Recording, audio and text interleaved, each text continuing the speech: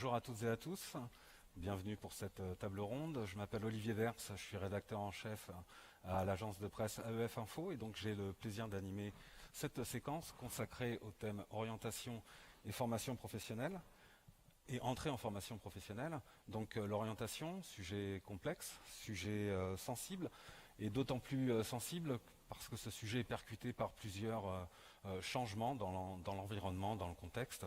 En premier lieu, l'orientation doit répondre aux nouveaux défis d'une accélération de la transformation des métiers et des formations qui y mènent sous l'effet des transitions écologiques et des transitions numériques.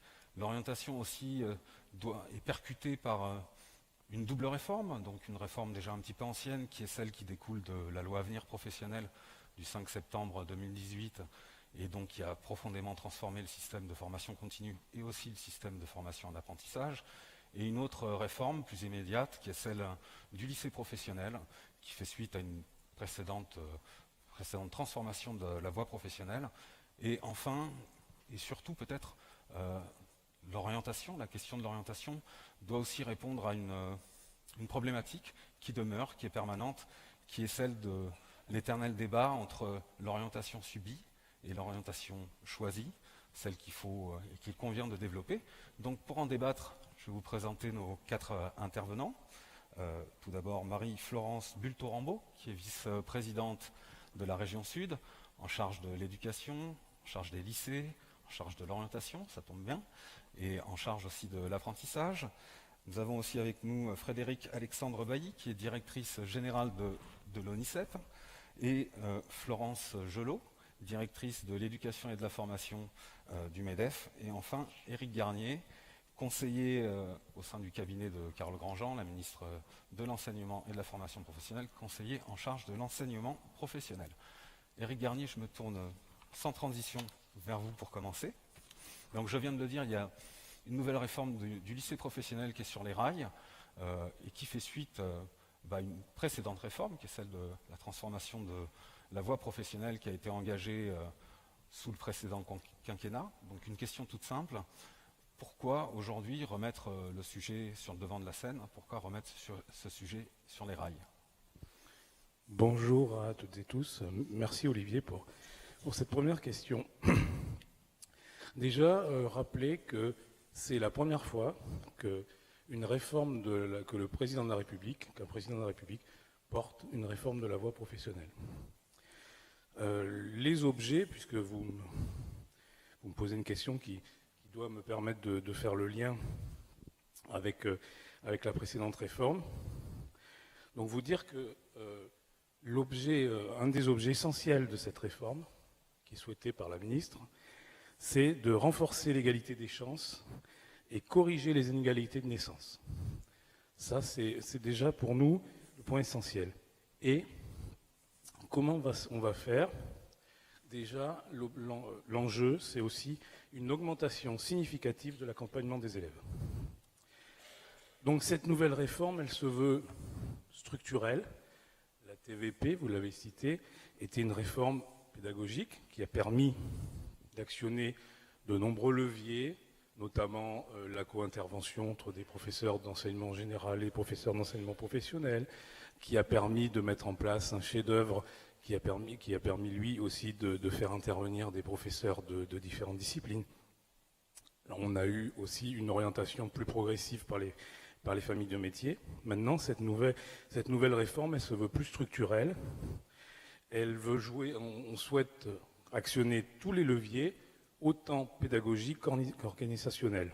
Voilà. D'accord. Donc, la méthode, je rappelle juste rapidement la méthode. Donc, des groupes de travail ont été installés par la ministre le 21 octobre dernier, 4 groupes de travail autour de 3 grands axes. Réduire le nombre de décrocheurs dans la voie professionnelle, augmenter significativement le taux d'insertion après le diplôme, et le 3e axe étant de permettre de sécuriser les parcours de formation dans l'enseignement supérieur, c'est-à-dire de permettre à ceux qui souhaitent poursuivre leurs études de réussir. Et un quatrième groupe de travail qui est très transverse, c'est comment donner davantage de marge de manœuvre aux établissements tout en conservant le caractère national des diplômes. Ces groupes de travail, j'en termine là sur ce premier propos, ces groupes de travail rendent leurs conclusions et la clôture des groupes de travail demain. Et il y aura un point presse au ministère de l'Éducation nationale demain, tenu par la ministre à 15h.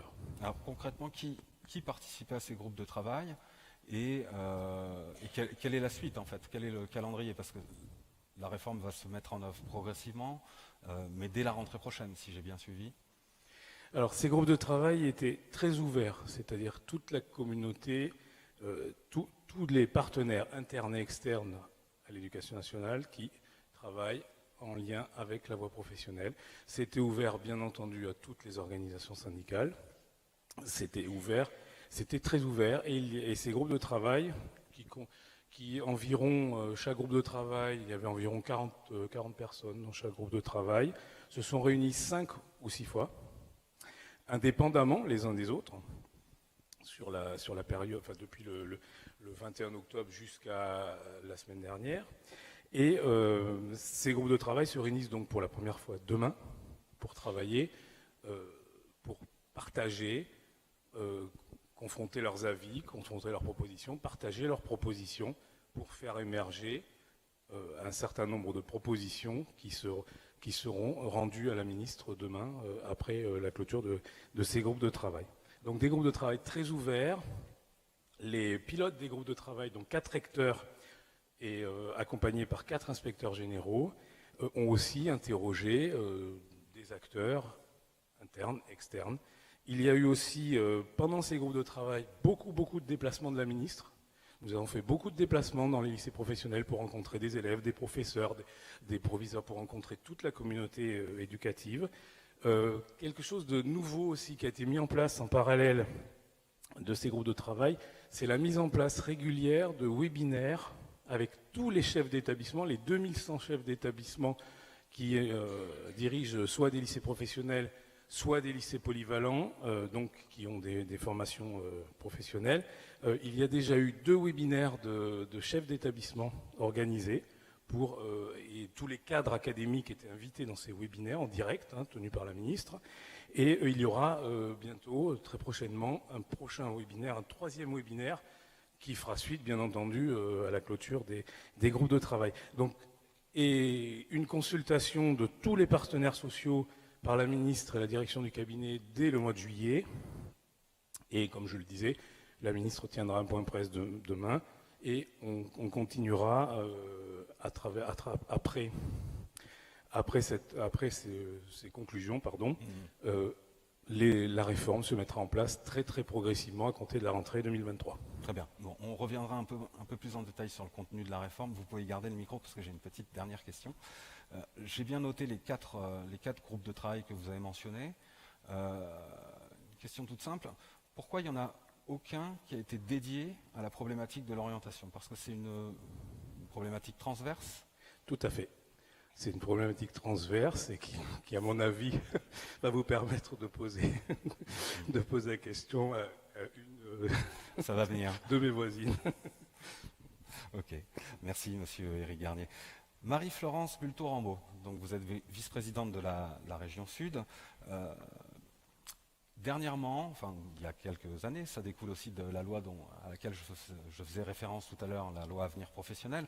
Il y a eu une redistribution des cartes en termes de maîtrise des compétences entre les multiples acteurs de la chaîne orientation, formation, emploi, et en l'occurrence sur l'orientation. Puisque les régions, on ne va pas revenir sur le traumatisme de la perte de la compétence apprentissage, mais vous pouvez en parler si vous le souhaitez, évidemment. Mais les régions ont vu leurs prérogatives augmenter, améliorer sur le champ de l'orientation. Comment ça s'est passé concrètement chez vous? Comment la région Sud s'est saisie de cette nouvelle compétence? Bonjour à tous. La région Sud n'est pas la région qui s'en est saisie le plus rapidement, je dois l'avouer. Il est vrai que les régions étaient pas toutes structurées de la même manière, on en parlait tout à l'heure.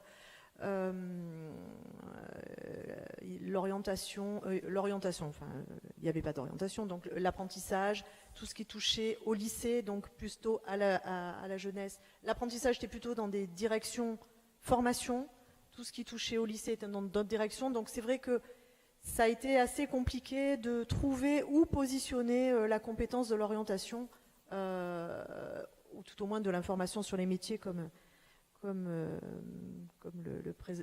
présente la région, les régions.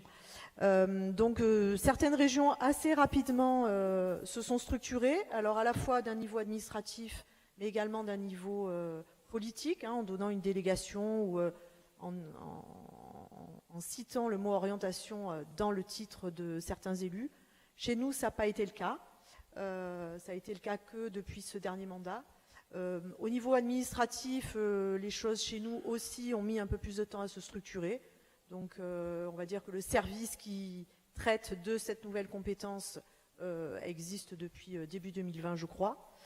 Mais pour autant, c'est vrai que je l'ai regretté, parce que vraiment l'orientation, moi c'est vraiment un sujet déjà qui me passionne, mais que je trouve aussi d'une importance incroyable. C'est vraiment le nerf de la guerre pour nos jeunes. Mais pour autant, maintenant avec le recul, je me dis que c'est bien comme ça, parce que ça nous a permis de poser les choses de manière plus sereine. Et effectivement, comme vous l'avez dit, dans ce traumatisme qui a quand même passablement hystérisé, on va dire, les régions, les exécutifs, un peu tout le monde.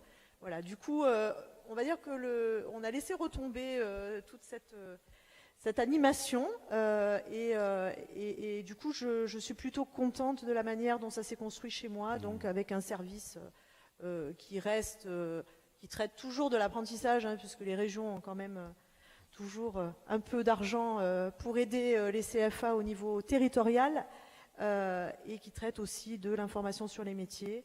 Et du coup, ça nous a permis aussi, mais je crois qu'on en parlera tout à l'heure, voilà, de mettre en place les outils, les politiques publiques qui nous permettent de bien travailler sur ce sujet. Alors je rappelle que le terme de traumatisme n'est pas de moi, ce sont plusieurs présidents de de moi, région ou non présidents de région qui l'ont employé. Et oui, non, mais c'est ça, parce que partout. on va pas revenir dessus, mais je veux dire brièvement, c'est vrai, bon, on le sait tout, enfin, vous savez tous, on a suffisamment communiqué sur le sujet, on a jugé ça à la fois injuste, mais également à la fois non productif, parce que on pense que tout ce qui touche à la formation et à l'apprentissage doit être traité, on en parlait tout à l'heure avec Frédéric, au niveau du territoire, et même à l'intérieur d'un territoire, il peut y avoir des petits territoires et ça peut tout changer en fait. Donc c'est pour ça qu'on pensait que l'apprentissage, effectivement, et surtout les ouvertures de formation, ça devait rester au niveau régional. Voilà. Bon.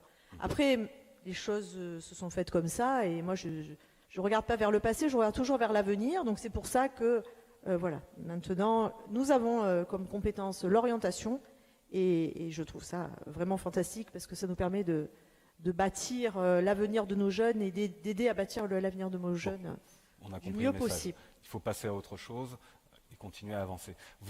Juste une petite précision vous avez évoqué le service qui a été créé au début 2020, donc au moment du début de la pandémie. Ça n'a pas dû être simple. Aujourd'hui, comment il fonctionne de manière opérationnelle? Comment vous l'avez constitué, puisque d'après ce que je comprends, vous l'avez créé ex nihilo? Et question complémentaire, est-ce que vous avez dans l'idée, ou peut-être que c'est déjà en germe dans vos projets politiques, de créer une agence régionale de l'orientation tout au long de la vie? Parce qu'on parle bien des deux publics, public scolaire et puis public sorti du système éducatif. Est-ce que ce projet de création d'agence régionale est envisagé chez vous, ou a fait déjà l'objet d'un début de réflexion? Pour revenir sur la constitution du service, je crois que comme dans toutes les autres régions, les services apprentissage ou les directions de l'apprentissage ne pouvaient pas rester telles qu'elles étaient, puisque le travail du coup était plus du tout le même. Voilà, donc dans toutes les régions, je pense, les nouvelles entités ont été créées avec des agents qui étaient, pour certains, pour nombre d'entre eux, dans les anciennes directions de l'apprentissage, c'est le cas chez nous. Voilà, mais pour autant, ça a permis aussi de faire venir des agents nouveaux et des personnes nouvelles avec des compétences nouvelles et un œil nouveau, et ça c'est super intéressant. En ce qui concerne l'agence de l'orientation, là aussi, comme je vous l'ai dit, on n'a pas été la région la plus rapide, mais du coup, on regarde beaucoup ce qui se fait ailleurs. Il y a effectivement plusieurs régions qui ont lancé leur agence de l'orientation. Donc c'est quelque chose, c'est une chose à laquelle on réfléchit. Voilà, c'est pas à l'état de projet, mais on y réfléchit. On regarde avec attention ce qui se passe ailleurs. Oui, c'est ça. Prendre un peu de temps, ça vous permet d'avoir du recul et Oui, de oui, faire c'est le tri entre les c'est bonnes et les le mauvaises lièvre et la expériences. tortue en fait, voilà. Ok, très bien. Merci. Frédéric Alexandre Bailly, donc vous êtes directrice générale de l'ONICEP, directement concernée par le sujet qu'on vient d'évoquer, puisque l'ONICEP a vu son périmètre d'intervention percuté et même un petit peu réduit. Pouvez-vous nous expliquer quelles ont été les conséquences de ce transfert de compétences pour votre structure? Oui, bonjour à toutes et à tous. Alors effectivement, l'application de la loi de 2018, ça a été dans un premier temps le départ de 155 personnels de l'ONICEP qui a été étalé sur les 3 dernières années. Sur un total de combien? Sur un total de 250 en région. On avait une cible qui était de garder que 95 personnels en région. On y est depuis le 1er janvier. Donc ça a impliqué de repenser la mission et de réfléchir à quel rôle on devait avoir et comment on devait se positionner. Ce qui nous a amené à mener de front à la fois un accompagnement des personnels qui partaient et en même temps une refonte de la stratégie et de l'organisation. Donc on a opté très rapidement pour garder une équipe par académie, en ayant un seul directeur territorial par région académique, mais parce qu'il nous a semblé essentiel de garder des acteurs proches du terrain. Et donc on a gardé 2 rôles dans ces équipes académiques. Un rôle de documentaliste, de recherche, de responsable de données, et puis un rôle de responsable d'accompagnement pédagogique, chargé à la fois de former des formateurs sur la pédagogie de l'orientation, et puis de venir en appui aux équipes des services académiques d'information et d'orientation sur l'ingénierie pédagogique de l'orientation et de faire le lien avec les nouvelles instances qui ont pu se mettre en place entre les académies ou les régions académiques et les régions. Ça a été un choix stratégique de garder ces acteurs pour pouvoir continuer à collecter les données pour la base nationale sur l'ensemble des formations initiales diplômantes, de façon à les redistribuer après aux régions, pour que chaque région puisse disposer, dans sa nouvelle compétence d'information, en ce qui concerne la partie formation, d'une information fiabilisée à l'échelle nationale. Ce qui permet aux régions de donner l'information aux jeunes de leur territoire, mais ce qui permet aussi aux jeunes d'avoir le même type d'information si par exemple ils sont limitrophes d'une autre région ou si tout simplement ils ont envie de mobilité. Assurer une continuité en fait territoriale, qu'il n'y ait pas de fracture en fonction du découpage administratif. Vous nous avez indiqué qu'il y avait une petite centaine, 95 si j'ai bien retenu, personnel de l'ONICEP qui était toujours présent en région. En moyenne, ça fait combien de personnes? Ça fait quand même des équipes assez réduites. C'est très variable selon la taille des régions. Pour vous donner un exemple, sur les plus grandes régions, il y a 8 à 9 personnes, quand il y en avait plutôt 25. C'est suffisant? Vous savez bien que c'est jamais suffisant. Ça a impliqué pour nous le fait de changer complètement notre façon de travailler. D'une part, en intégrant beaucoup plus nos équipes aux équipes des services académiques d'information et d'orientation, en les rapprochant physiquement aussi, pour qu'ils puissent aussi rencontrer leurs collègues au quotidien. Et puis, à profiter vraiment de la synergie qui peut exister entre chaque équipe. Aujourd'hui, alors qu'avant, les équipes travaillaient en commande directe de la part des académies et parfois il y avait 3 ou 4 équipes qui faisaient la même chose en même temps. Aujourd'hui, quand on a une discussion à l'échelle d'une académie, on commence par partager entre nous, on demande qui a les mêmes besoins et on constitue une équipe interacadémique et puis on n'adapte que le dernier kilomètre aux besoins locaux. De manière globale, bon, on a compris qu'il y avait une compétence qui avait été décentralisée, en tout cas pour partie, puisque la politique d'orientation, il y a quand même des directives, des directions nationales qui sont données, mais d'une manière globale et peut-être un peu plus précise région par région, comment ça se passe, la nouvelle relation entre l'ONICEP, donc opérateur public national, et les conseils régionaux? Alors, on a plusieurs types de relations. On a des relations locales entre chaque directeur territorial avec son équipe, chaque DRAIO et chaque équipe régionale, aussi bien avec les services que parfois avec les élus, où là, le travail se fait au quotidien en fonction des sujets, en fonction des spécificités du territoire. Alors, dans certaines régions, il y a une partie de l'équipe ONICEP qui est partie à la région sur l'orientation. Mais pas partout. Pardon ? Pas partout. Alors non, pas partout. Pour vous dire, sur les 155, il y en a 23 qui sont partis en région, donc ça fait pas beaucoup. Mais les premiers qui ont tiré, c'était la Bretagne, puisque Marie-Florence disait que dans la région sud, ça a été plus lent. Les Bretons nous ont aspiré, toute notre équipe. On a dû recruter de nouveaux collègues en Bretagne.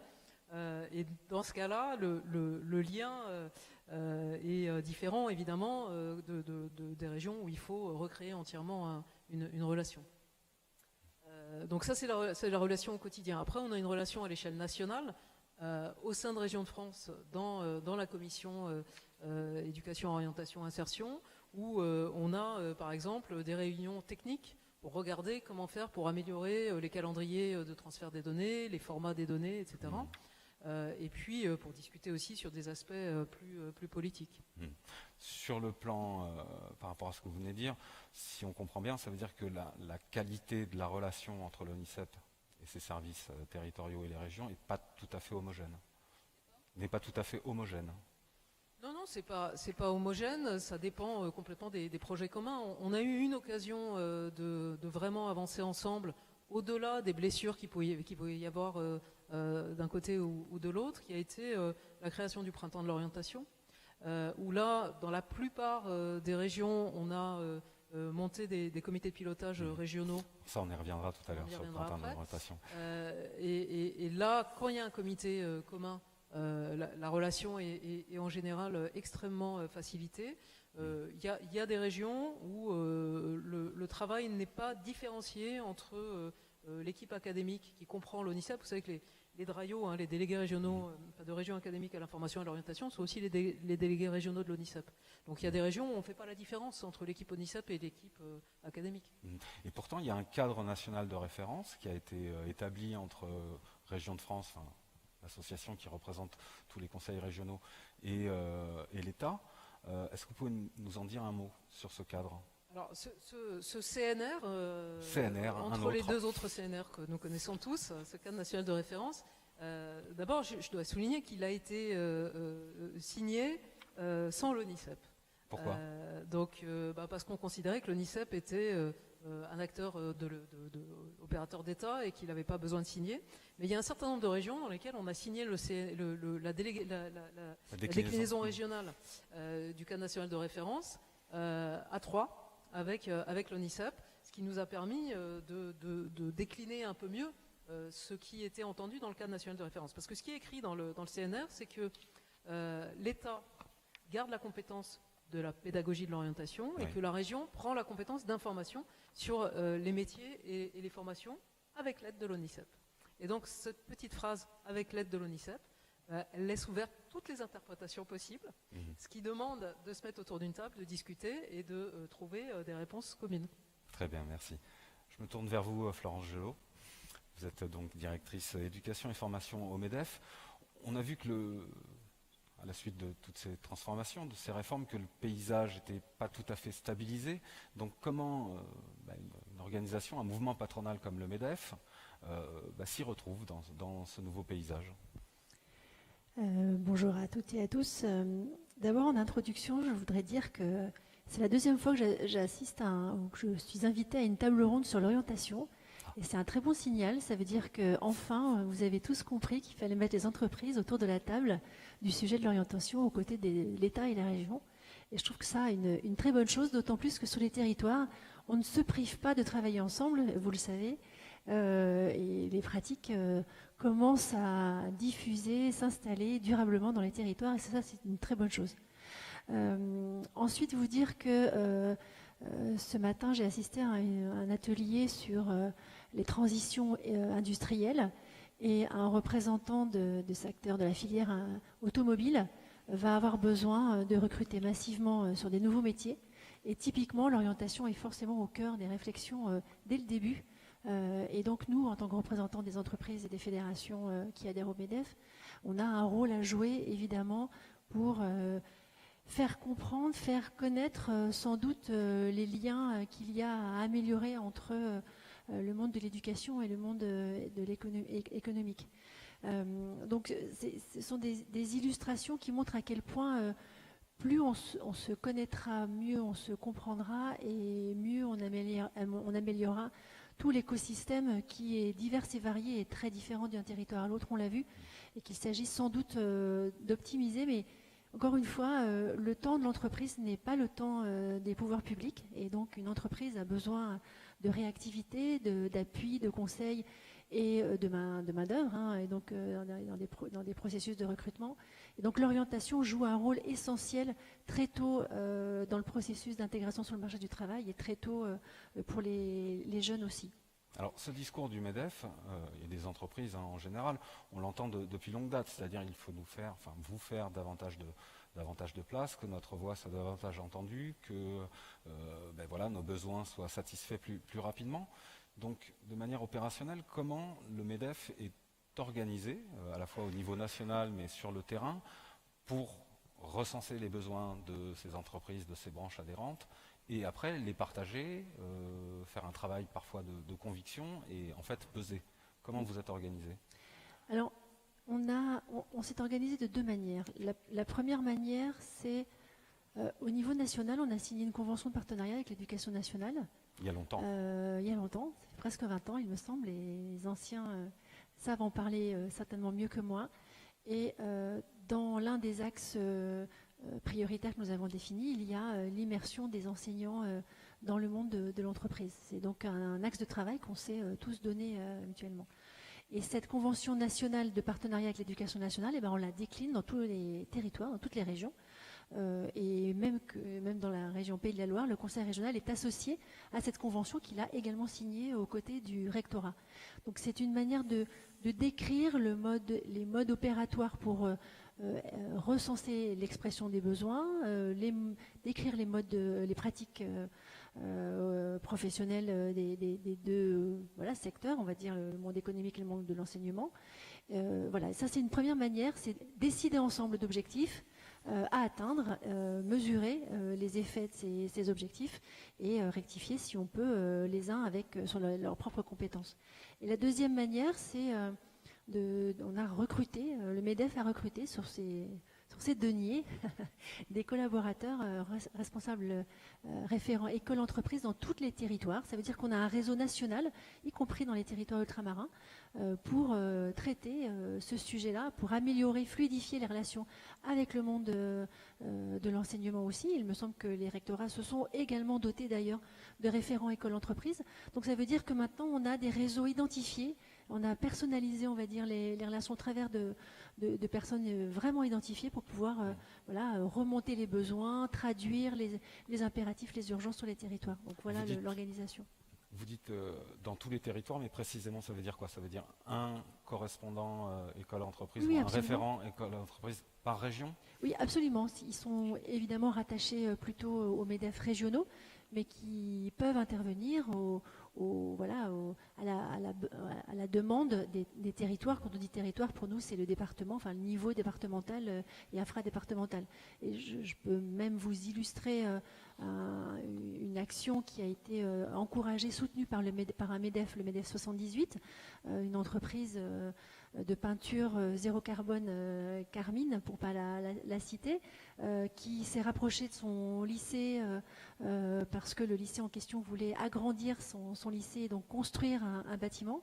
Et ils se sont tellement bien entendus qu'au final, l'entreprise accueille des enseignants, accueille des jeunes, et inversement, l'entreprise vient dans le lycée pour présenter les métiers. Et ça, les rencontres se sont organisées grâce au MEDEF territorial et grâce aux relations école-entreprise, le chargé de mission en question. D'accord. Donc ces référents, ce sont à la fois vos antennes et vos relais sur le terrain. Absolument, vous avez très bien résumé.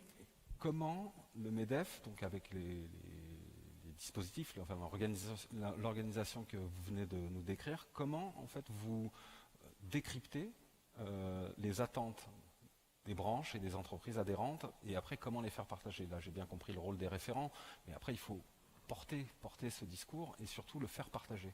Donc comment ça se passe? De manière très pragmatique. Et avec qui? Comment? Et avec qui? Et avec qui? Sans doute que là où ça se passera le mieux, c'est au plus près des territoires. Donc malheureusement, toutes les branches ne sont pas déclinées dans les territoires, enfin, en région en tout cas. Certaines signent des conventions ou des accords de méthode et avec les conseils régionaux. Ça, c'est très intéressant à observer. Ça veut dire que là où les régions, dans leurs compétences développement économique et leurs compétences sur l'orientation, on traite de ces deux sujets-là, et les branches en question qui signent ces conventions voilà, décrivent de manière très pragmatique ce dont elles auraient besoin. Mais ça peut se faire aussi au niveau national, le MEDEF étant en référence, on va dire, de représentation interprofessionnelle. On peut, nous aussi, dans cette direction éducation-formation du MEDEF, recenser tous ces besoins que nous pouvons remonter dans le cadre de notre convention avec l'éducation nationale. Très bien, merci. Éric Garnier, je reviens vers vous. Alors c'est certainement une coïncidence par rapport à l'objet de cette table ronde d'aujourd'hui. Ce matin, il y a une nouvelle étude du CEREC, le Centre d'études et de recherche sur les qualifications, qui vient confirmer qu'un passage en lycée professionnel, pour obtenir un bac professionnel par exemple, procure un vrai avantage en termes d'insertion sur le marché du travail. Ce n'est pas la première fois que ce constat est fait, et ce qui perdure, c'est quand même une image qui reste globalement dévaluée, pour ne pas dire négative, de la voie professionnelle dans le corps social, auprès des familles, de manière générale je parle évidemment, voire auprès des élèves. Or, la nouvelle réforme du lycée professionnel doit viser à améliorer encore et toujours cette image, mais comment ça va se passer précisément? Alors, pour améliorer cette image, il y a plusieurs leviers. Le premier, c'est déjà qu'un collégien connaisse davantage de métiers. Donc on a lancé une expérimentation. Là, il y a environ 600 collèges au niveau national qui se sont lancés dans cette expérimentation à la rentrée dernière pour installer ou mettre en œuvre l'équivalent d'une demi-journée par semaine en 5e de découverte des métiers. Parce qu'on se rend compte que beaucoup de jeunes connaissent les métiers de leur environnement social et familial. Et déjà, mieux connaître les métiers. Ça, c'est un premier point essentiel, parce que plus on connaît de métiers sur son parcours de collégien, et plus l'image de ces métiers, ou plus on a envie éventuellement, l'image change, et plus on a envie de se renseigner sur les parcours de formation possibles pour exercer ces métiers. Le deuxième point, le président de la République l'a annoncé, la ministre l'a dit récemment, donc on mettra en place dès la rentrée prochaine une gratification, donc la rentrée 2023, de tous les lycéens professionnels. Qui effectuent des périodes de formation en milieu professionnel. Voilà, une gratification pendant les périodes pour les périodes de formation en milieu professionnel. Financée par l'État ? Financé par l'État. Et quel sera son montant? Pour l'instant, c'est pas fixé. Voilà, c'est en cours de réflexion. L'idée aussi, il y a un travail aussi qui est mené sur l'agilité de la carte des formations. C'est-à-dire une carte de formation plus agile avec des formations qui préparent au métier de demain, au métier de France 2030. Et donc on s'appuie sur France 2030, sur le programme France 2030, pour pouvoir ouvrir des formations, de nouvelles formations qui correspondent aux grands enjeux de France 2030.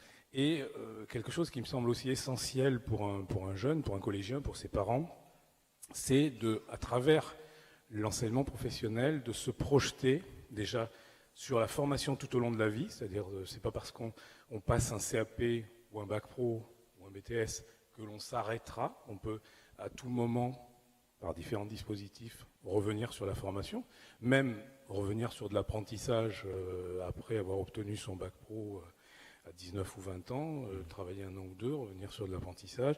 Donc se projeter sur la formation tout au long de la vie et aussi permettre aux jeunes de se projeter sur des formations jusqu'au plus haut niveau. C'est-à-dire que la formation professionnelle, elle va jusqu'à l'enseignement supérieur et permettre d'afficher des parcours de formation, c'est-à-dire sortir d'une logique, entre guillemets, de diplôme seulement, ou de titre, mais à une logique de parcours de formation qui sont accessibles par différents niveaux, par différentes méthodologies, par différentes approches, tout au long de la vie du jeune. Donc voilà, on souhaite provoquer ce que j'appellerais, moi, un choc de culture, entre guillemets. Il y a quelques années, l'apprentissage n'avait pas la même image auprès des familles et des enfants et des jeunes, et des jeunes adultes, qu'il a maintenant. On souhaite qu'à la fin de ce quinquennat, la voie professionnelle ait gagné aussi en image et qu'elle ait la même image positive que l'apprentissage a maintenant. Alors l'apprentissage, puisque vous en parlez, il y a quand même quelques facteurs explicatifs sur son changement d'image. L'apprentissage a gagné quelques galons par la construction en fait, de vrais parcours dans la durée, de vrais parcours de progression en termes d'acquisition de diplômes. Je veux juste revenir sur ce que vous disiez, sur la gratification qui va être offerte, et notamment en lien, puisqu'on parlait de l'apprentissage. L'apprentissage permet aussi d'être rémunéré en faisant ses études.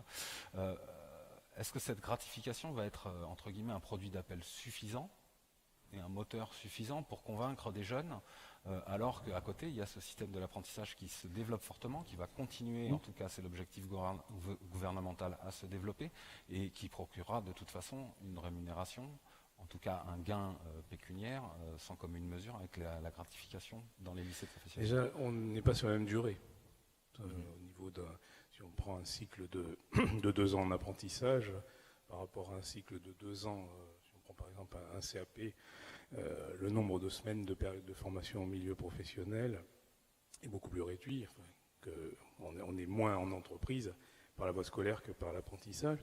Mais c'est important aussi pour des jeunes de milieux socio-professionnels pas forcément toujours favorisés. Cette gratification, c'est une reconnaissance. C'est une reconnaissance du travail fait en entreprise, dans l'entreprise. C'est aussi, ça peut permettre d'aider certains jeunes qui en ont besoin, parce qu'à un moment donné, cette période de formation au milieu professionnel bouscule un peu les habitudes, où ils ne peuvent pas, un élève qui est par exemple demi-pensionnaire ou interne ne peut pas forcément revenir sur son lycée, n'a pas forcément dans l'entreprise dans laquelle il est un lieu, une cantine ou autre. En fait, ça nous semble aussi important, essentiel pour aider ces jeunes, entre autres. Donc, l'image et aussi permettre d'aider certains jeunes qui en ont besoin. Alors, vous ne l'avez peut-être pas dit, mais peut-être à dessein. Ça avait été annoncé au moment de la présentation de la réforme. L'objectif, c'est d'augmenter la quantité de temps passé en formation en entreprise pour les lycées professionnels. Il y avait un objectif même de 50% d'augmentation de ce temps passé. Est-ce que vous pouvez nous rappeler quel est le cadre aujourd'hui, et aussi et surtout si cet objectif de 50%, au regard, on ne va pas dévoiler les conclusions des groupes de travail, mais est-ce que cet objectif de 50% reste d'actualité? Alors on nous parle beaucoup de quantité, donc cet objectif de 50%, et j'aime autant parler de qualité, c'est-à-dire qualité des stages, plutôt que quantité. On a, comme j'ai dit tout à l'heure, la ministre a vu beaucoup d'élèves, beaucoup de professeurs, les groupes de travail ont eux-mêmes aussi interrogé des élèves, des professeurs, et l'idée c'est déjà, beaucoup d'élèves n'ont pas forcément de réseau, et très souvent, le stage, enfin, la période de formation au milieu professionnel est trouvée par le réseau. Donc, déjà, c'est de mieux accompagner ces jeunes pour trouver des PFMP qui correspondent bien à leur formation. En gros, c'est mieux de PFMP C'est-à-dire, c'est le bon nombre de semaines au bon moment dans le cursus de formation. PFMP, période de formation au milieu professionnel. Voilà, FMP, voilà, c'est ça. Ok, merci. Florence Gelot, bon, on voit bien qu'il y a une ouverture vers l'entreprise qui s'est faite avec le développement de l'apprentissage. Cet objectif, même si, bon, j'ai compris que ce n'était pas inscrit dans le marbre, hein, l'objectif initial de 50% d'augmentation de la durée de PFMP pour les lycéens professionnels, est-ce que c'est une bonne chose pour les entreprises et quel est le jugement du MEDEF par rapport à cette perspective de développement, d'accueil de jeunes de plus en plus nombreux et de plus en plus longtemps en entreprise? La question sous-jacente, c'est est-ce que les entreprises et toutes les entreprises sont capables de le faire? Alors, c'est forcément une excellente question. Merci de l'avoir posée. Le premier message, en tout cas, c'est multiplier les temps de rencontre avec le monde de l'entreprise, avec la réalité des métiers. Forcément, vous trouverez toujours le MEDEF pour défendre cet objectif parce que c'est un besoin, une nécessité pour que les jeunes demain qui choisiront telle ou telle filière, tel ou tel métier, se rendent davantage compte de la réalité des métiers, donc fassent des choix de manière le plus éclairée possible. Il est vrai que selon la taille de l'entreprise, on n'est pas outillé pareil pour accueillir des jeunes. On n'a pas tous la sensibilité non plus ou l'appétence pour le faire. Donc ça aussi, c'est la réalité dans les entreprises. Selon la taille, c'est très différent d'une entreprise à l'autre. Mais il n'empêche que comme ce message doit être passé partout, et l'exemple de l'entreprise Carmine dont je vous ai parlé, c'était une petite entreprise de 50 salariés, eh bien il s'est organisé parce que pour lui, c'est dans son ADN d'accueillir des jeunes. Et pour ça, il se fait aider par d'une part l'OPCO qui peut lui aussi venir l'aider pour former les tuteurs. Enfin, il faut aller chercher de l'aide. En tout cas, nous, ce qu'on pense, c'est que il faut, quand on parle d'orientation et d'appui aux entreprises, qu'il y ait des professionnels qui aillent vers l'entreprise pour les aider, les convaincre d'ouvrir leurs portes, parce que certaines ne le font pas spontanément, donc on les encourage évidemment grâce à ces référents école entreprise. On a besoin de former, sans doute, d'accompagner davantage et mieux les entreprises pour qu'elles soient sereines au moment où elles vont ouvrir leurs portes et elles-mêmes capitaliser sur ce qui s'est passé dans l'entreprise, parce que le fait de voir évoluer des jeunes générations sur les métiers, ça peut aider aussi les professionnels à se remettre en question sur comment exercer mieux ou différemment les métiers sur le lieu de l'entreprise. Un besoin de former et d'accompagner, mais assez urgent, donc, si je comprends bien, vu les échéances. Marie-Florence Bulto-Rambaud, que fait la région Sud, dans le prolongement de ce qui vient d'être dit, pour améliorer, favoriser la découverte des métiers auprès des jeunes, et pourquoi pas des moins jeunes, puisque en fait, quand on parle de compétences en orientation, on parle de l'orientation tout au long de la vie. Que faites-vous dans votre région? Plein de choses. Alors déjà, nous avons un partenariat avec l'ONICEP, parce que nous avons été une des premières régions à signer pour le dispositif Territoire d'avenir. Bien dans le micro. Hein, Pardon, Territoire d'avenir. Voilà, donc c'est vrai que nous travaillons très bien avec l'ONICEP. Tout à l'heure, Frédéric disait qu'effectivement, c'est peut-être inégal suivant les régions, mais en tout cas, chez nous, ça se passe très bien.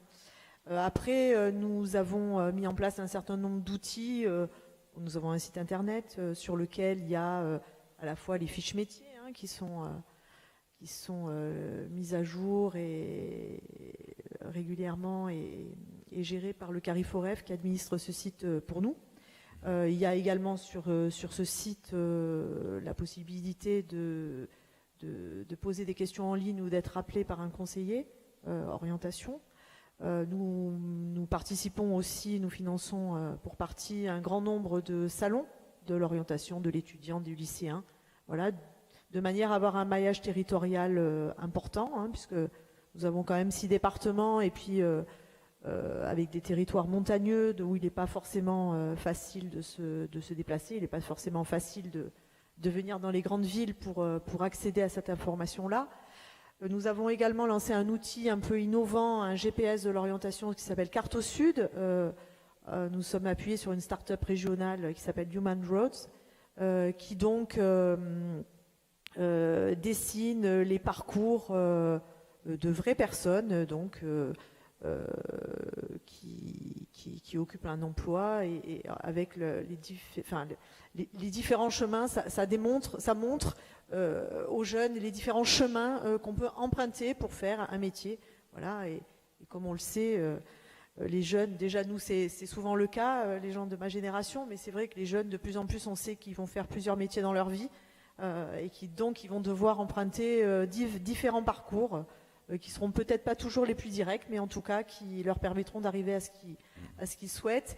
Et là, notre projet pour 2023, c'est le bus de l'orientation, parce que je crois que la formidable opportunité d'avoir donné cette compétence aux régions, c'est aussi la possibilité de donner aux régions qui jusqu'à présent n'avaient comme lieu, n'agissaient qu'en direction des lycéens et des lycées grâce à leurs compétences lycées, mais avec cette nouvelle compétence, les régions peuvent aller porter l'information sur les métiers au sein des collèges et auprès des collégiens. Et là, je pense que dans la période effectivement où l'on vit entre le Covid, les coûts de l'énergie, je pense que plutôt que de faire venir les collégiens, parce qu'en plus les collégiens c'est un public très différent des lycéens, plutôt que de les faire venir dans les salons où je pense ils ne trouvent pas forcément ce qu'ils cherchent, parce que je pense que c'est des générations qui ont vraiment besoin de voir des gestes, de voir des choses qui attirent leur attention. Je pense que ce qu'il y a dans les salons de l'orientation, c'est pas forcément, ou les salons de l'étudiant, c'est pas forcément ce que les collégiens recherchent. Donc du coup, je pense que la solution de l'itinérance et le fait que nous puissions aller apporter les informations sur l'orientation et les métiers auprès des collégiens dans les territoires, surtout dans les territoires qui sont reculés ou qui ont des spécificités très locales. Hein. Nous, dans notre région, d'un côté, on va être sur les métiers du bois, de l'autre côté, on va être sur tout ce qui touche à la mer et du côté de Toulon, à tout ce qui est de la Seine-sur-Mer, la réparation navale, par exemple. Voilà, donc l'itinérance et le bus de l'orientation, c'est vraiment, à mon avis, l'outil le plus adapté donc, pour aller auprès des collégiens, des lycéens bien sûr aussi, mais surtout des collégiens, parce que je pense vraiment que l'enjeu est là.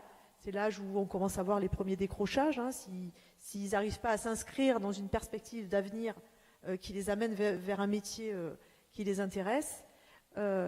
Et dans ce bus de l'orientation aussi, je pense qu'il faut clairement qu'il y ait tout. En fait, on est tous là pour une bonne raison. C'est que je pense que dans ce bus-là, eh ben, il faut qu'il y ait de l'information par le biais de l'ONICEP. Il faut qu'il y ait aussi l'éducation nationale qui joue son rôle, les entreprises et les jeunes, parce que je pense qu'il n'y a rien de mieux qu'un jeune pour parler à un jeune. Voilà, alors je suis très engagée dans l'association WorldSkills, puisque je suis vice-présidente chargée des territoires. Alors juste, l'association WorldSkills, c'est une association qui gère et pilote une compétition internationale. Voilà, alors c'est malheureusement plus connu sous le nom d'Olympiade des métiers. Voilà, donc en général les gens connaissent davantage, mais pour autant le nom c'est WorldSkills. Voilà, et donc nous avons, comme nous sommes très engagés dans cette compétition dans notre région, nous comptons mettre à contribution nos champions, nos anciens champions, parce que ils sont aptes à montrer ce que leur apporte leur métier d'un point de vue humain, d'un point de vue professionnel, la plus-value. Et je pense que les jeunes et la jeunesse, surtout la jeunesse au niveau des collèges, a besoin de rêver et de se projeter vraiment vers des choses positives. Et rien de mieux que ça que WorldSkills. Alors, le bus de l'orientation, effectivement, c'est un outil complémentaire par rapport aux autres dispositifs qui sont un peu sur étagère, on va dire, hein, un site internet, Carte au Sud, c'est très bien, ça existe, mais encore faut-il l'utiliser et le connaître. Donc là, ça permet d'aller au plus près des publics. C'est pour bientôt. Il y en aura combien? C'est pour bientôt. Alors, on est sur l'arbitrage. Là aussi, il y a un certain nombre de régions qui sont déjà sur ce type de dispositif, de manière différente. Certains se sont appuyés sur des fonds européens. Nous, c'est plutôt avec la Fédération des transports. Voilà. Il y en aura le nombre qu'il faudra pour faire un bon travail. Voilà. Une petite question, vous avez fait référence au travail que vous fournit le CARIFOREF, donc Centre d'information à la fois observatoire sur l'emploi et la formation. Si j'ai bien compris, c'est le CARIFOREF qui écrit vos fiches métiers, etc. C'est le CARIFOREF qui gère notre site et ce sont les conseillers du CARIFOREF qui interagissent ou qui rappellent les jeunes ou les parents d'ailleurs qui ont des questions à poser. D'accord, donc vous avez fait le choix, contrairement à d'autres régions, je vais la citer puisque c'est public, l'Île-de-France, qui a décidé de supprimer le CARIFOREF et d'internaliser plus ou moins dans une nouvelle agence les fonctions et métiers de ce type de dispositif. Ça ne sera pas le cas dans la région sud. Alors nous, on avait, quand moi j'ai été élue, c'est mon deuxième mandat en 2015, on avait le CARIFOREF sur notre territoire et l'Observatoire régional des métiers. Donc déjà, ça faisait 2 organismes, on en a supprimé un nom, hein, on a créé, on va dire, une nouvelle entité qui rassemble les deux. Voilà, donc pour l'instant, on est là-dessus et on n'est pas du tout, pour l'instant, sur des questions comme ça. Voilà, pour l'instant, le travail qu'on fait avec le CARIFOREF est satisfaisant, donc il n'y a aucune raison à ce jour qu'on le supprime.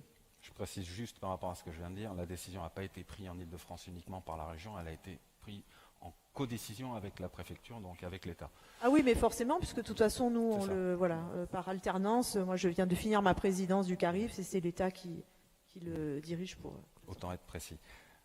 Frédéric Alexandre Bailly, donc pour l'ONICEP, j'ai une question toute simple, très ouverte. Comment vous travaillez directement avec les branches et avec les entreprises pour fournir une information plus détaillée, mise à jour, etc. sur les métiers et leur évolution? Alors, plusieurs façons. D'abord, en ce qui concerne nos bases de données, nos fiches métiers, on travaille en permanence avec les branches et avec les OPCO pour faire de la veille et regarder quelles sont les fiches métiers qu'il faut faire évoluer, quelles sont les fiches à créer et quelles sont celles éventuellement à supprimer ou à faire évoluer fortement. Donc on a tout dans nos équipes de documentalistes, il y a un travail permanent avec chaque branche pour regarder ce qui doit évoluer, sachant que quand on réfléchit un tout petit peu, c'est extrêmement difficile de décider d'un seul coup qu'il va falloir faire une nouvelle fiche métier parce qu'il y a un métier qui est clairement apparu. C'est des évolutions qui se font au fil de l'eau et on a aussi besoin de penser qu'on s'adresse à un public jeunesse et que donc on n'a pas forcément besoin d'être extrêmement précis sur 15 subdivisions d'un métier particulier et qu'il faut rester à un niveau où on donne envie aux jeunes d'aller regarder. On peut lui montrer différents types d'exercices d'un métier, mais parfois on doit décider qu'on ne va pas faire une 4e fiche métier sur les différents types d'exercices du métier de plombier par exemple, et qu'il vaut mieux rester généraliste en donnant des exemples.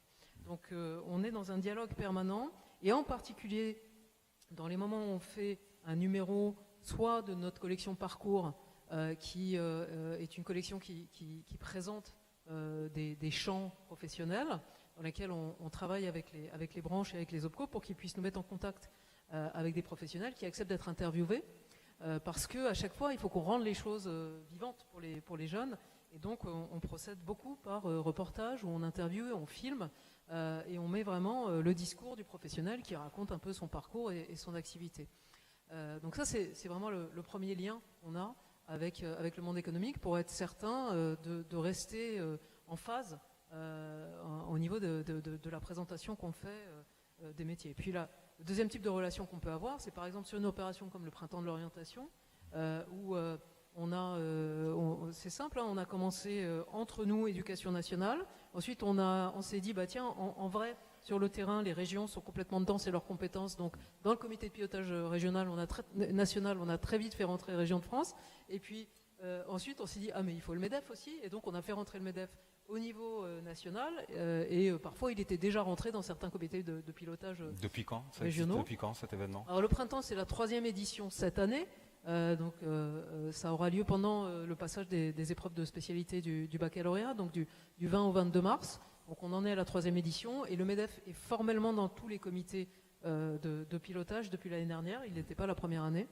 parce qu'on a annoncé la tenue du printemps fin décembre en recteur pour une première édition, c'était le 15 mars, je crois, la première année, donc on n'avait pas pensé à tout, donc on a pris le train en marche, et Florence participe au comité de pilotage national, qui finalement a plus tellement de raison d'être d'ailleurs, parce que ça fonctionne très bien dans chaque région, et ça se passe au plus près des élèves et des entreprises et des établissements d'enseignement supérieur, puisque l'idée est de profiter de ce temps pour travailler ensemble, à proposer un moment fort sur l'orientation dans l'année, dans lequel, au départ, c'était les élèves de seconde et première générale et technologique qui étaient libérés, puisque leurs aînés de terminale étaient en train de passer les épreuves de bac. Et puis, très rapidement, ça s'est étendu au lycée pro, et ça s'est étendu au collège, et certains comités de pilotage régionaux ont décidé de faire un grand printemps, et pas forcément uniquement 3 jours. Et qu'on comprenne bien, ça se passe dans les établissements, avec un cadre qui est posé, mais après, les initiatives peuvent être pensées, imaginées et mises en œuvre selon les besoins localement et l'inventivité, on va dire, des acteurs sur le terrain. Alors, ça se passe pas seulement dans les établissements. Il y a eu des idées formidables qui sont nées dans les échanges entre les différents acteurs dans les comités de pilotage régionaux. Par exemple, je crois que c'est la région Nouvelle-Aquitaine, la première, qui a fait un téléphone sonne pour les parents, qui a eu un succès fou.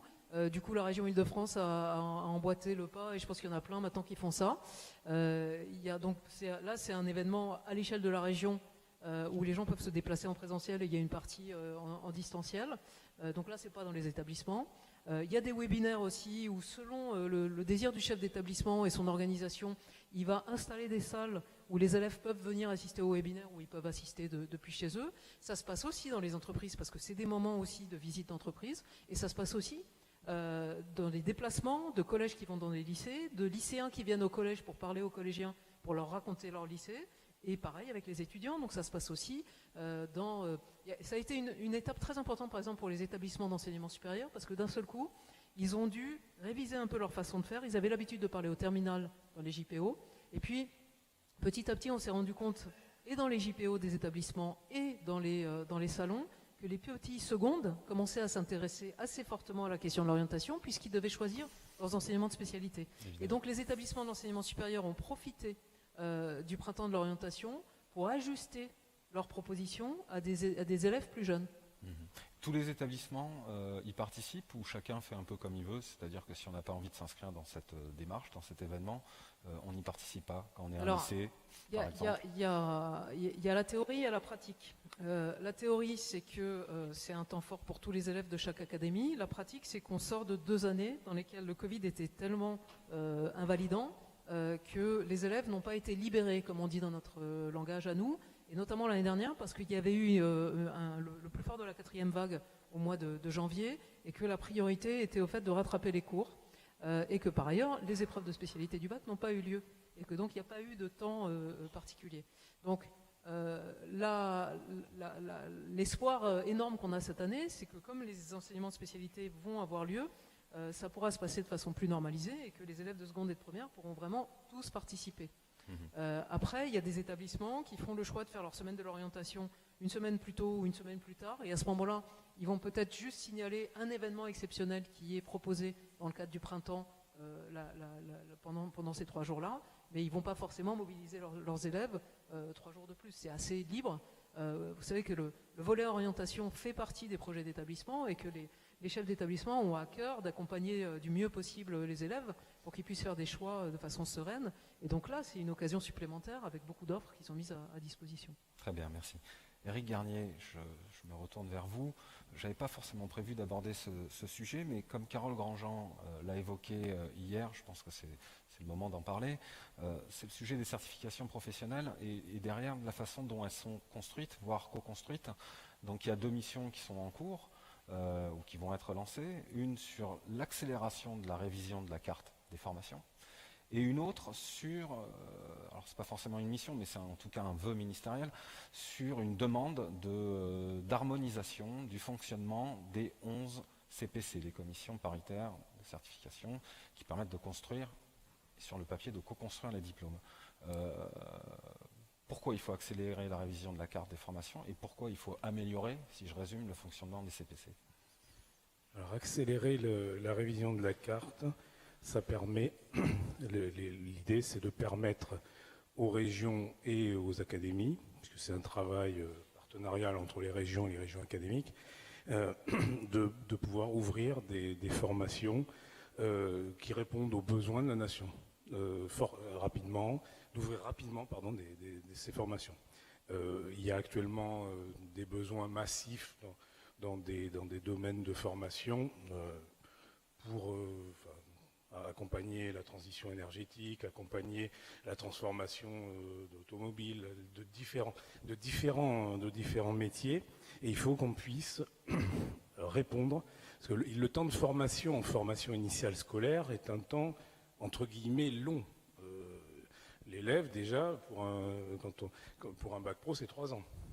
Donc, l'idée, déjà, le temps de mettre en place la nouvelle formation, mettons à la rentrée 2023 ou à la rentrée 2024, ça veut dire qu'on est en train de parler de jeunes qui sortiront du lycée professionnel avec un bac pro pour ceux qui voudront s'insérer professionnellement après le bac pro à l'horizon 2027-2028.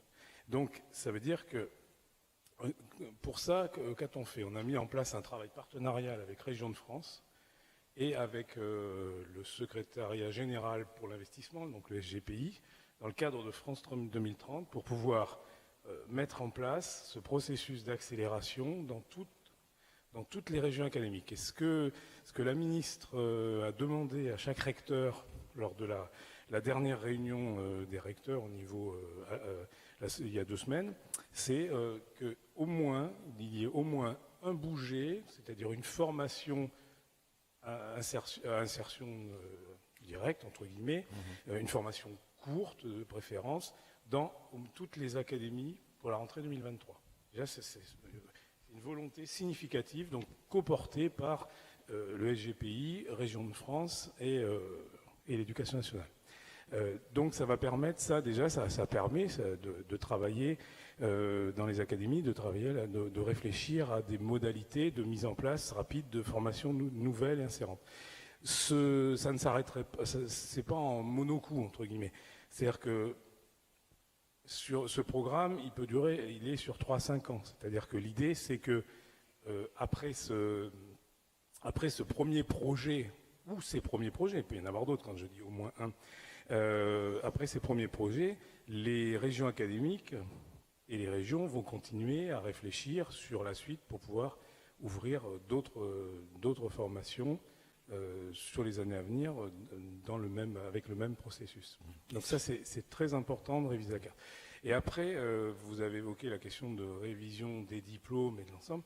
C'est aussi d'accroître la visibilité et la lisibilité des parcours de formation. Ce que j'évoquais tout à l'heure, ça revient à un de mes premiers points tout à l'heure, c'est-à-dire permettre aux jeunes, aux familles de se projeter sur un parcours de formation lisible et visible du bac-3 à l'enseignement supérieur. Et sur les commissions paritaires consultatives, donc ce travail d'harmonisation, d'alignement, on va dire, qui va être engagé, pourquoi ça ne fonctionne pas bien les commissions aujourd'hui? C'est pas que ça fonctionne pas bien, c'est qu'il faut que l'idée, c'est que ça fonctionne de manière complètement imbriquée et complètement logique sur l'ensemble des certifications, des titres, des formations, qui ait une visibilité globale et générale. Florence Gelot, les membres du MEDEF siègent dans ces 11 commissions. Qu'est-ce que vous dites sur cette question? Alors, je vais aussi donner un avis sur cet AMI qui va être lancé sur la carte des formations. Associer des représentants des entreprises sur une table ronde comme celle-ci aujourd'hui, c'est aussi pour que les messages soient passés, pour que les entreprises soient aussi associées.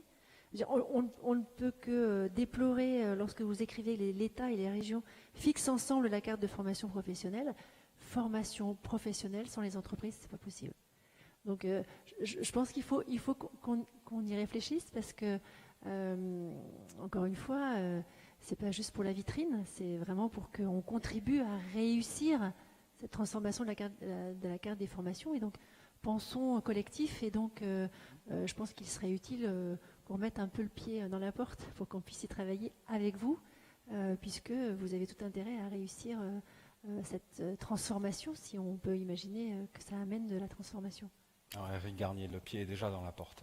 Alors, il y a deux choses déjà. Vous évoquez le processus d'arrêt de la carte des formations. La carte des formations, elle est arrêtée par les régions en lien avec les régions académiques. Donc la carte est votée chaque année. Il y a différentes instances, soit pilotées par les régions, soit pilotées par les académies, soit copilotées. Il y a différentes instances pour arrêter la carte des formations. Donc c'est ça. Mais par contre, il est bien écrit plus loin dans le cahier des charges que ces projets doivent se faire en lien et avec le soutien des entreprises. C'est nécessaire, enfin du monde économique, et c'est nécessaire. De toute façon, c'est réellement un triptyque, ce que j'appellerais un triptyque vertueux, c'est-à-dire l'éducation nationale, enfin, l'école, l'État, les régions et les entreprises. Que ce soit pour ça, que ce soit aussi pour différents points qu'on a évoqués tout à l'heure, c'est-à-dire la qualité, vous l'avez évoqué, la qualité de l'accueil des élèves en PFMP, l'offre, voilà, une diversification de l'offre de ces PFMP pour permettre aux élèves de progresser tout au long de leur formation. On est vraiment sur ce triptyque et c'est bien notifié dans tous les documents, cahier des charges, de l'appel à manifestation d'intérêt, l'AMI, compétences et métiers d'avenir. Marie-Florence Butour-Rambaud, je vous voyais hocher la tête. Vous partagez cette analyse et vous rejoignez aussi la demande du MEDEF. Il faut faire davantage de place, ou en tout cas associer de manière concrète. C'est tellement évident. Bon, c'est clair et net. On ne peut pas préciser. Qu'est-ce que vous attendez en termes de fonctionnement opérationnel? Parce que pour l'instant, j'ai l'impression qu'on part de loin. Il faut piloter avec l'État, enfin, et le rectorat, hein, nos instances devant lesquelles la carte des formations est votée, c'est le CAEN. Il faut bien évidemment qu'on en discute entre nous, mais je pense qu'on est quand même d'accord sur les grandes lignes, voilà. Après, mais c'est tellement évident. D'accord. Vous parlez du CAEN, Conseil académique éducation nationale. Enfin, voilà. Il y a d'autres instances dans lesquelles les régions sont représentées, qui ont leur mot à dire sur les certifications, mais aussi de manière plus large sur les politiques de formation dans les territoires, les politiques d'orientation, les politiques d'emploi. Je fais notamment référence au CREFOP. Est-ce que l'organisation actuelle, avec ces multiples instances dans lesquelles les régions siègent, et les autres, les partenaires sociaux aussi notamment, est-ce que c'est efficace? Est-ce que c'est suffisamment efficace et productif aujourd'hui? Alors, pour avoir siégé dans mon premier mandat au CREFOP et avoir présidé la commission orientation du CREFOP, effectivement, c'est des instances où on discute beaucoup, enfin, mais je ne suis pas sûre qu'on échange tant que ça, et qui sont extrêmement chronophages. Par exemple, la commission orientation, j'en étais présidente, elle était coprésidée par le DRAIO, donc, et en fait, on n'arrivait pas à faire grand-chose. Depuis qu'elle n'existe plus, maintenant, c'est toujours le même DRAIO et on travaille vraiment très très bien ensemble parce que on échange, vraiment, on va dire qu'on est dans un mode de fonctionnement beaucoup plus agile, beaucoup plus réactif, et on agit beaucoup plus vite en perdant beaucoup moins de temps. Donc, je suis ravie de ne plus siéger au CREFOP à titre personnel. Bon, déjà, dans mes délégations, j'ai plus vraiment la formation professionnelle, mais pour autant, c'est vrai. Enfin, le CAEN, je trouve que ça a quand même une grande utilité parce que c'est quand même, il y a quand même des sujets de fond qui sont vraiment traités, actés. Voilà. Enfin, après, on avait des inter-KEN. Maintenant, on n'a plus qu'un KEN au régional. Donc déjà, voilà, c'est moins chronophage forcément. Mais je pense que le CAEN a une grande utilité. Par contre, c'est vrai que le CREFOP et les autres organisations, je pense qu'on peut échanger entre nous de manière beaucoup plus agile et réactive que dans ce genre d'instance. Voilà. Mais après, je sais qu'il y a des régions, de la même manière qu'il y a des régions plus ou moins dynamiques, il y a des régions où il y a des CREFOP plus ou moins dynamiques. Voilà, chez nous, il n'est pas d'un super grand dynamisme. Mais voilà, et je sais qu'il y a des régions qui se posent vraiment la question de savoir si effectivement il ne faut pas arrêter. Voilà, mais la décision ne m'appartient pas, donc c'est mon simple avis. Davantage d'échanges, mais pas forcément dans des instances plénières qui prennent du temps, si je résume. Florence Gélo, je sens que vous vouliez réagir. Un petit mot sur le CREFOP. On parlait dans la table ronde précédente des propositions des partenaires sociaux que nous avons remises à la ministre, et il y a forcément un item sur l'avenir ou l'évolution du CREFOP.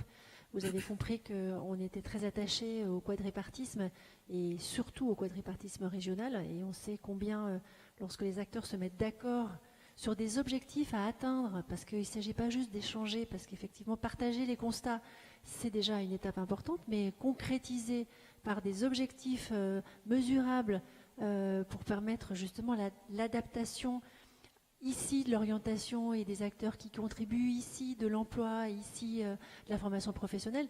C'est comme ça qu'il faut qu'on arrive à travailler. C'est en se donnant des objectifs objectivés, encore une fois, avec des données de contexte. Vous avez parlé de Cariforef, mais pas que. Tous ceux qui sont en producteurs de données au niveau régional devraient effectivement être utilement exploités pour qu'on puisse ajuster, contextualiser des objectifs qu'on se fixerait.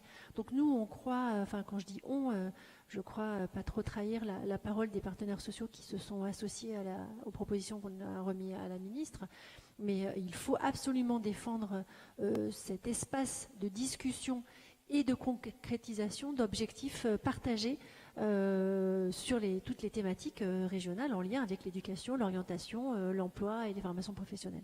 Très bien, merci. Frédéric Alexandre Bailly, on parle de travail en commun, d'objectifs partagés. Or, il y a un nouveau programme qui arrive, qui sera multipartenarial, avec de forts enjeux, qui sera piloté par l'ONICEP. C'est le programme Avenir au pluriel.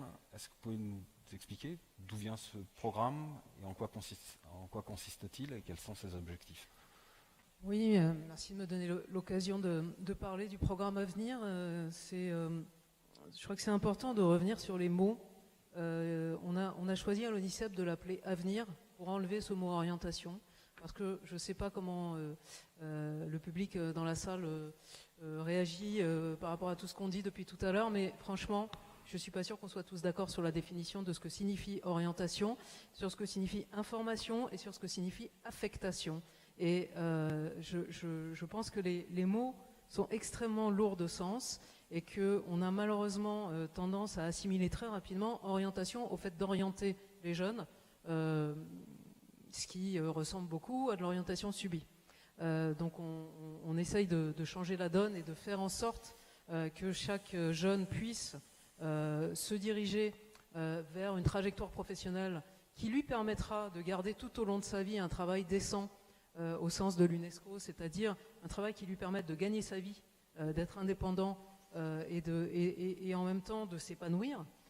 Or, tous les travaux qu'on est en train de mener en essayant de travailler ensemble, c'est pour dépasser un espèce de clivage qui peut exister entre d'un côté une envie bien compréhensible d'avoir une adéquation entre l'emploi et la formation et accélérer l'évolution de la carte des formations, mieux faire fonctionner les CPC, c'est pour aller vers cette meilleure adéquation.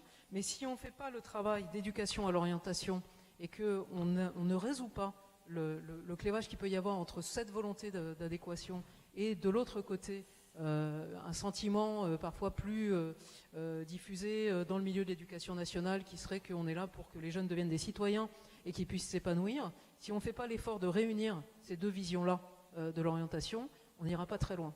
Donc c'est pour ça qu'on a créé ce programme Avenir qui a été extrêmement travaillé avec les acteurs du secrétariat général aussi pour l'investissement.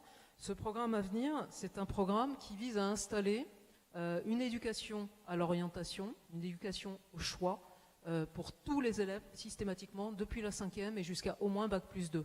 Et il est fondé sur une conception de l'orientation qu'on a appelée le savoir devenir soi, pour les autres, ensemble pour la planète. Et cette conception de l'orientation, elle est fondée sur l'ikigai japonais, pour ceux d'entre vous qui connaissent. Là, il va falloir expliquer un peu. Donc, on va se représenter une fleur à 4 pétales. Le premier pétale, c'est qu'est-ce que j'aime, quelles sont mes envies, quels sont mes intérêts. C'est tous les questionnaires d'intérêt qu'on pose pour savoir vers quel métier pouvoir orienter les recherches des jeunes. Le deuxième pétale, c'est quelles sont mes compétences et mes connaissances, à quel niveau je suis réellement. Le troisième, avec lequel il faut mettre ça en relation, c'est quelles sont les attentes des entreprises et quel est le niveau attendu des formations que je vise pour pouvoir être pris et pour pouvoir réussir surtout. Et le dernier pétale, c'est quelles sont mes valeurs, quelles sont les conditions auxquelles j'accepte d'entrer dans le monde du travail, et en particulier au regard des questions de transition écologique et climatique, parce qu'aujourd'hui, on a vu cet été, vous avez peut-être tous été frappés par le discours des jeunes diplômés de l'agro-Paritech, qui attendent le jour de leur diplôme pour dire mais nous on veut bifurquer, on ne veut pas rentrer dans le monde industriel que vous nous proposez, c'est pas ça nos valeurs. On espère avec le programme à venir que les jeunes pourront comprendre plus tôt et avec l'aide des entreprises qu'ils peuvent arriver dans le monde du travail en faisant un certain nombre de choix et en modifiant aussi la façon dont on travaille. Donc en s'appuyant là-dessus, on va avoir 3 outils numériques. Un premier outil qui est une plateforme d'accompagnement à l'orientation qui permettra aux jeunes d'avancer chaque année sur des objectifs et d'engranger en fait toutes les découvertes qu'ils auront faites. Donc par exemple la découverte des métiers dont on a parlé tout à l'heure, ils pourront consigner sur la plateforme tout ce qu'ils ont découvert, tout ce qui leur plaît, le mettre en lien avec ce qui leur semble important au regard de ce qui les attire eux, de repérer quel est le niveau de formation qu'il faut avoir pour aller vers les formations qui mènent vers ces métiers-là. On travaille aussi avec Million Roads et ce qui s'appelle Carto Sud ici s'appellera Carto à l'échelle nationale et puisqu'ils ont gagné un challenge éducation dont on était sponsor, et donc on suggérera une variété de parcours possibles pour pouvoir aller vers les univers qu'on vise. Donc ça c'est la plateforme, et puis on aura sur la plateforme des portfolios de compétences et d'apprentissage. Ces portfolios seront portables de l'enseignement scolaire vers l'enseignement supérieur et de l'enseignement scolaire et supérieur vers le passeport de compétences du ministère du Travail. Et le troisième outil, c'est une application de prise de conscience par tous les citoyens, pas seulement les élèves, et on commencera par les enseignants, des compétences du XXIe siècle, c'est-à-dire des compétences qui sont nécessaires à développer si on veut vivre et travailler dans l'époque qui est la nôtre, avec toutes les transitions qui la caractérisent. Et il nous semble qu'une des façons de concilier le clivage ou les visions différentes dont je parlais au début, c'est de doter les élèves des compétences qui leur permettront de passer d'un métier à l'autre. Parce qu'on dit souvent, on ne sait pas à l'avance quels sont les métiers de demain et c'est quoi les compétences et les métiers d'avenir. Il y a une façon de regarder les choses qui sont les compétences dont on a besoin demain, et 2030 c'est demain, et puis les compétences dont chaque jeune devenu adulte aura besoin pour s'orienter tout au long de la vie, c'est-à-dire pour repérer de quoi il aura besoin pour continuer à garder son emploi décent. Et ça sont des compétences transversales que nous on va chercher dans les compétences du XXIe siècle. Alors la particularité de ce programme, c'est qu'on est bien conscient du fait qu'il y a beaucoup de choses qui existent aujourd'hui sur l'orientation. On s'est fondé sur le parcours Avenir qui existe déjà à partir du collège, et qu'on ne pourra pas arriver et imposer quelque chose de nouveau. Et du coup, on va avoir un programme à venir qui sera d'abord qui est co-construit avec l'ensemble des acteurs du monde de l'éducation, du monde de l'enseignement supérieur et du monde du travail. Donc le MEDEF siège au comité d'orientation stratégique d'avenir, de la même façon que Région de France y siège. Mais surtout, on n'aura pas le même programme dans chaque région. Et donc, il va y avoir une adaptation dans chaque région de ce que Avenir peut être, compte tenu de ce qui existe déjà dans la région, compte tenu également des caractéristiques du territoire et des besoins particuliers. On parlait tout à l'heure du fait qu'il y a 2 départements de montagne dans la région sud. Ça fait partie des éléments qu'on travaille, et on aura des réponses différenciées en fonction des besoins des élèves et des besoins des entreprises sur chaque territoire. Et c'est quelque chose qui me semble essentiel, c'est-à-dire que Marie-Florence disait tout à l'heure, je travaille mieux avec le Draio en direct qu'à travers quelque chose de formalisé. Nous, on travaille mieux avec les besoins des usagers réels quand on va faire des terrains d'avenir, comme on les appelle, directement avec toutes les parties prenantes concernées, c'est-à-dire, bon là je vous ai dit les personnes qui sont autour de la table de la gouvernance, mais on va travailler avec des usagers, c'est-à-dire avec des élèves, avec des familles, avec des enseignants, avec des psychologues de l'éducation nationale, avec des entreprises, pour regarder concrètement de quoi ils ont besoin et pour pouvoir tester avec eux les solutions qu'on élaborera pour eux. Donc c'est un investissement d'avenir de 30 millions d'euros sur 10 ans. C'est plutôt 70 millions avec ce que les différents partenaires rajoutent de temps de travail dessus, et sur lequel on fonde beaucoup d'espoir parce qu'on sent que cette idée de former les jeunes à la fois à s'orienter, c'est le savoir devenir dans le savoir devenir soi, donc c'est les compétences à s'orienter, et de les former à reconnaître qu'ils sont compétents et que les compétences qu'ils ont ne se réduisent pas à leurs notes, mais sont acquises aussi dans leur vie de tous les jours et pas seulement à l'école. Le fait de travailler là-dessus, ça leur donnera les armes pour rentrer véritablement dans l'orientation tout au long de la vie, qui leur permettra de continuer à s'orienter au fur et à mesure et à repérer que l'emploi est en train de bouger dans leur secteur, que leur métier est en train de bouger, et de pouvoir aller nourrir leur passeport de compétences et se servir du CPF en ayant été équipés pour cela. Bon. Belle synthèse. On espère que ce dispositif à 4 pétales donnera chance à un public le plus nombreux possible. Je vais revenir sur ce que vous avez dit sur la conception, la définition qu'on peut mettre derrière la notion d'orientation. Je me tourne vers vous, Éric Garnier, parce que ça renvoie en fait à des critiques qui sont formulées aux 2 réformes qu'on a évoquées. La réforme de l'apprentissage qui est déjà en pleine marche, celle à venir, la nouvelle sur le lycée professionnel, des critiques qui sont formulées par certaines parties prenantes, et notamment des organisations syndicales, et notamment sur le fait que ces 2 réformes ne prendraient pas en compte certains enjeux, donc celui de la réalisation de soi par exemple, de la réduction des inégalités. On sait qu'il y a un fort déterminisme encore dans l'affectation des élèves, notamment qui entrent dans la voie professionnelle, avec un indice de l'IPS, de positionnement social qui en fait ne bouge pas, malgré le fait que l'étude du CEREC qui est tombée aujourd'hui vient de le montrer, la voie professionnelle procure un avantage sur le marché du travail, en tout cas au moment de l'entrée sur le marché du travail. Donc la critique qui revient en fait souvent, c'est celle le terme a été employé d'ailleurs, de l'adéquationnisme, c'est-à-dire qu'il y a une sorte d'affectation d'un certain public à certaines formations pour répondre à des besoins de l'économie qui sont en fait les besoins des entreprises et donc, pour résumer, du patronat. Par rapport à ces critiques, quelle analyse vous en faites? Quelle réponse vous y apportez? Déjà, dans un diplôme professionnel, que ce soit un CAP 2 ans ou Bac Pro 3 ans,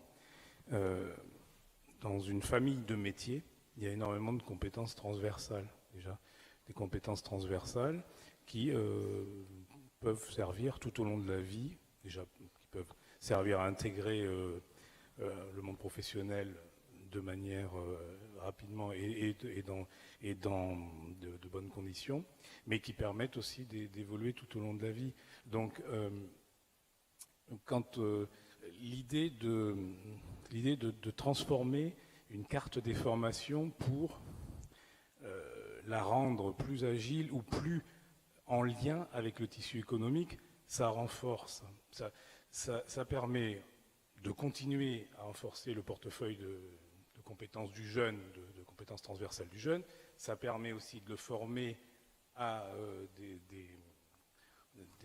en lien avec les besoins de la nation et des entreprises.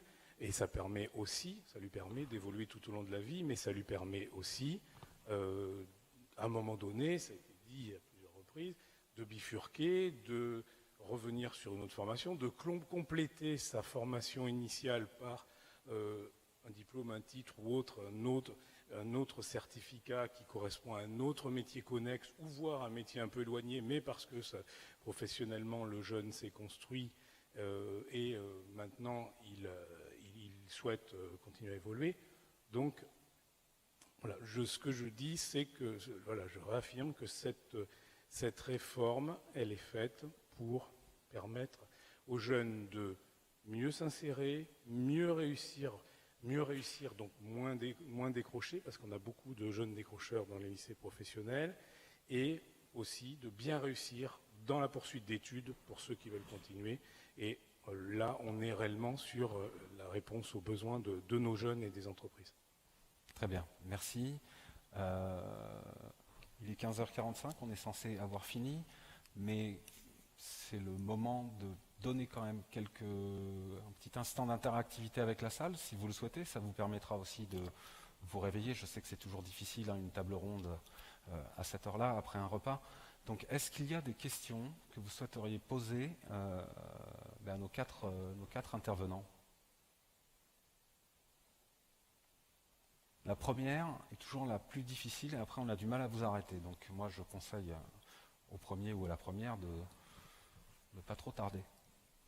Monsieur, alors je ne sais pas s'il y a un micro dans la salle, si c'est prévu par l'organisation, j'ai l'impression que non. Donc je vais me charger de faire non pas l'hôtesse mais l'hôte. Merci. Il y avait monsieur là-bas. Là. Merci. Oui, bonjour. Merci de vous Patrice présenter, Bézouret hein. de l'UNSA. Très étonné par la position sur les CREFOP et remercier la représentante du MEDEF d'avoir défendu cette instance quadripartite qui en effet, dans certaines régions, vivote. Le CREFOP a été un grand absent de la réforme de 2018 et nous le regrettons. Moi, je siège au CREFOP Île-de-France où là, ça vivote aussi. Je regrette vraiment, madame, votre intervention, car elle va à rebours de ce qui va se passer en plus avec France Travail, puisque les premières conclusions de France Travail, des concertations France Travail, ont mis en avant le CREFOP, ont remis en avant le CREFOP justement comme une instance locale de concertation et d'animation, notamment des bassins d'emploi. Voilà. Donc c'était une intervention un petit peu pour réagir à votre... Oui.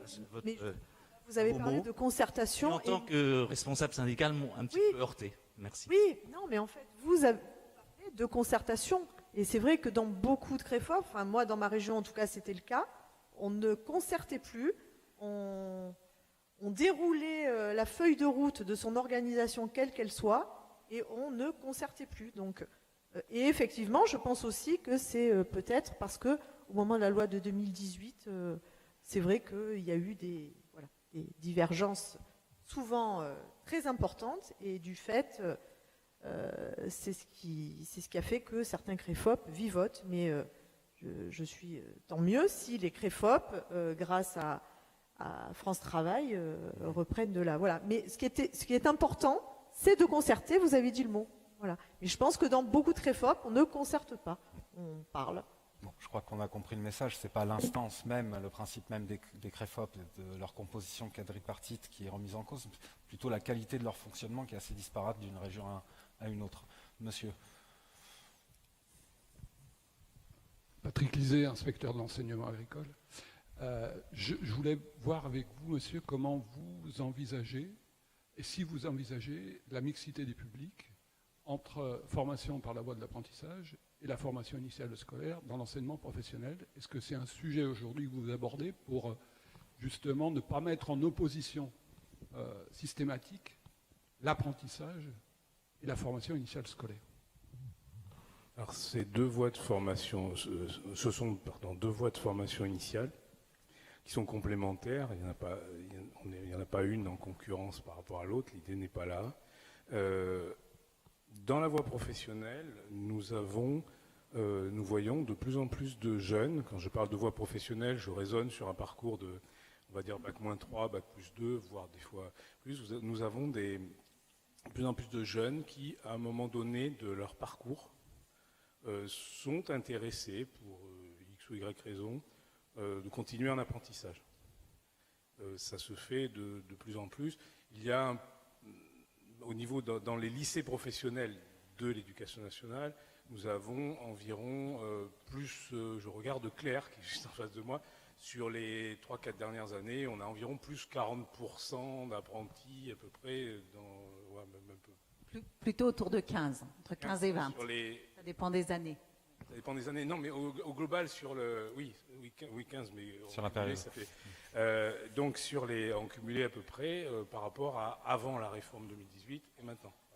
Voilà. Donc, ce qui veut dire que il y a parmi ces jeunes apprentis dans des lycées professionnels, beaucoup sont en mixité de parcours, c'est-à-dire ont commencé ont commencé leur bac pro, leur seconde professionnelle sous statut scolaire, voire même leur première professionnelle sous statut scolaire, et ont souhaité ou souhaitent le faire, faire leur terminale sous statut d'apprenti. On a aussi de la mixité de parcours sur du BTS notamment. Et donc l'idée, c'est de proposer à chaque jeune le parcours qui lui est le plus adapté et ne pas du tout mettre une voie en concurrence avec l'autre. Il y a des jeunes qui sont dans différents métiers, qui ont envie et qui se projettent sur l'apprentissage très jeunes, et d'autres qui y viennent plus tard dans leur parcours de formation. Et il n'y a pas deux voies concurrentes, ce sont deux voies complémentaires, la voie professionnelle scolaire et l'apprentissage sont deux voies de formation complémentaires, l'une et l'autre, sans concurrence aucune. Le micro s'il vous plaît. J'ai mal formulé ma question, c'était plutôt la mixité au sein même de la formation, c'est-à-dire la mixité d'un public apprenti et d'un public scolaire au sein d'une même formation. Mais ça existe quand, à partir du moment, quand on parle de mixité de parcours, si dans une classe vous avez, par exemple, et ça on le voit très régulièrement, un jeune qui rentre de sa dernière PFMP de première et qui souhaite, parce que l'entreprise dans laquelle il a fait sa dernière PFMP lui dit « moi je voudrais bien te proposer un contrat d'apprentissage l'année prochaine ». Donc là, cette mixité de parcours, donc c'est pour ça ma réponse était impliquée aussi la mixité publique, peut générer à un moment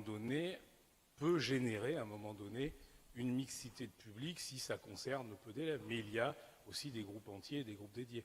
Mais on est sur justement l'adaptation du parcours de l'élève et pouvoir permettre à chaque jeune de s'épanouir sur sa formation et de lui proposer le mode de formation qui lui convient le mieux. Très bien, merci. Ça sera le mot de la fin, parce que le temps est venu de vous libérer et de laisser la place pour la prochaine table ronde après une courte pause. Merci à vous et surtout merci à nos 4 intervenants pour la qualité de vos interventions, justement, et votre disponibilité. Merci.